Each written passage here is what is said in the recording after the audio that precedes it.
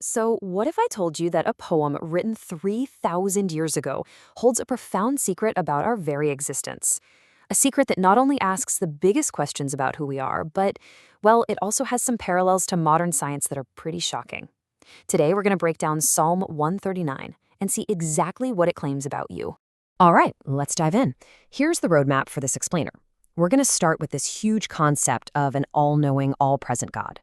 Then we'll see how that idea gets focused, like a laser beam, right onto individual creation. From there, we'll explore this ancient metaphor that looks a whole lot like DNA, talk about what the text says makes humanity so different, and wrap up with the wild idea that your entire life might be a pre-written story. Okay, so the whole argument we're about to unpack, it all hinges on two massive foundational ideas about the nature of a creator. We really have to get our heads around these first because everything else builds on them. And this is the exact question the poem kicks off with. It's not just some abstract philosophical thought experiment. It's meant to pivot from the sheer vastness of God and the universe and point directly at you. I mean, think about it. If a creator is all-knowing and literally everywhere, what does that actually mean for your day-to-day life? So, the first part of the psalm lays out these two mind-bending concepts. First, a being who has complete knowledge of everything, from the biggest cosmic event down to the smallest thought in your head. And second, a being who's present everywhere in every single molecule of the universe. So, if that's the reality, where do we fit in? And that's where things get really personal, because this leads right to the central claim of the whole text, that in this massive, overwhelming cosmos, you are not some random afterthought. You're a direct, personal creation. You see how big of a shift that is? We're going from this huge, abstract idea of a universal God straight to the deeply personal claim that every single person is a direct act of creation. It's not about humanity in general. The argument is about you specifically. The source explains that when the text says God formed your inward parts, the original Hebrew word is actually close to the word for reins, like the kidneys. They saw that area as the very seat of your emotions. So it's talking about the core of your personality.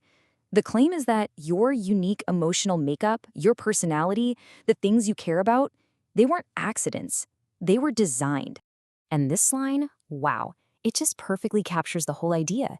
It's not some cold, sterile, mechanical process. The metaphor is so intimate. It's like a weaver or a knitter, carefully and painstakingly crafting something totally unique, thread by thread. Okay, now this is where things get really wild. We're about to see how this 3,000-year-old metaphor of knitting or weaving connects to a scientific discovery from our own time in a pretty mind-blowing way. So the claim being made here is, honestly, it's pretty incredible. It's that this ancient poetic word, weave, is a perfect description of something we only discovered relatively recently, DNA, that twisted, ladder-like biological code that contains the blueprint for every single part of who we are. And the source really highlights just how elegant this whole system is. I mean, it's a language with just 4 letters. Those 4 letters combine to make a vocabulary of only 64 words. And somehow, from that simple toolkit, the entire unbelievably complex blueprint for a human being is written. It's amazing. Let's try to wrap our heads around this for a second.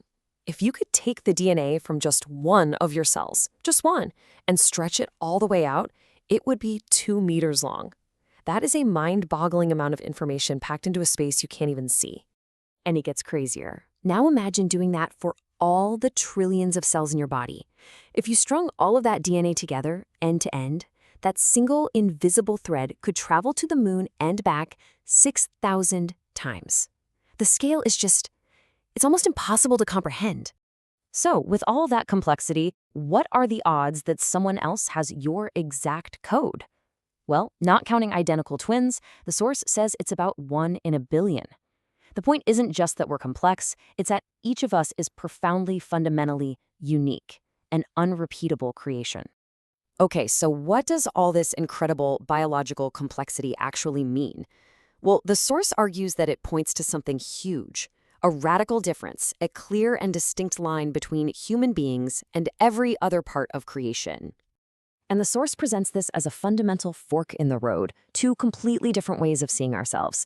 On one side, you have the view that humanity is a special, direct creation, totally distinguished from all other life.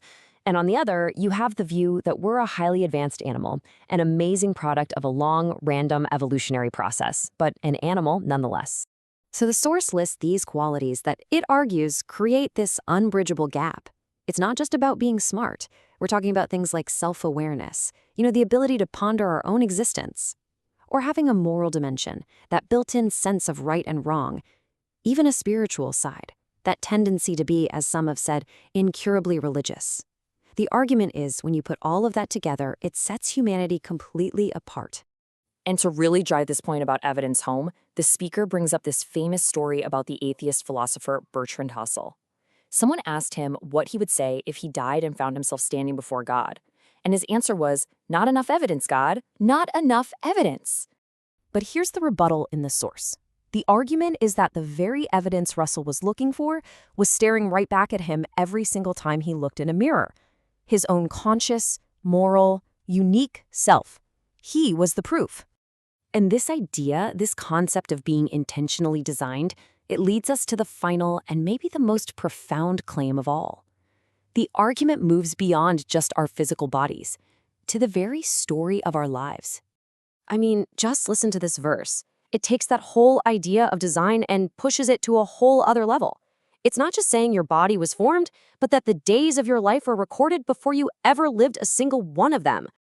So what does that even mean? Well, the implication is huge. It completely reframes life. It's no longer just a series of random, chaotic events. It's a coherent narrative, a story with a purpose, authored from beginning to end, where every single day has its place in the book.